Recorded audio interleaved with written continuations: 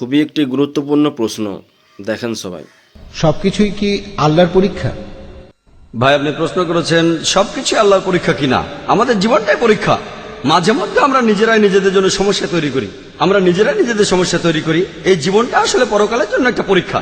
তাহলে তো ব্যাপারটা দাঁড়াচ্ছে কেউ বেহেশতে যেতে পারবে না, কারণ মানুষ মাত্রই ভুল করে।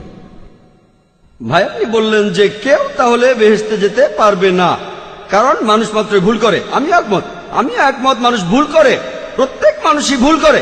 আর এই জন্যই নবীজি বলেছেন, আল্লাহ সুবহানাহু ওয়া তাআলার করুণা আর দয়া ছাড়া কোন লোক বেহেশতে যেতে পারবে না। আমার লেকচারে সে কথা বলেছি যে আমরা মানুষরা ভুল করি, কিন্তু আল্লাহ সেটা মাফ করে দিচ্ছেন। তিনি গাফুর, তিনি রাহিম, তিনি করুণাময়, তিনি পরোপকারী, তিনি এই লোকদের মাফ করে দেন। তবে তিনি কিছু নিয়ম কানুন মেনে চলেন। আর আল্লাহ, তিনি এমন কিছু বলেন না যে তুমি দেখতে ভালো তাই মাফ করে দিলাম, তুমি দেখতে খারাপ তাই মাফ করলাম না। আল্লাহ মানুষের জন্য আইন কানুনগুলো বলেছেন কোরআনে। মাশাআল্লাহ, খুব সুন্দরভাবে উত্তরটি দিলেন।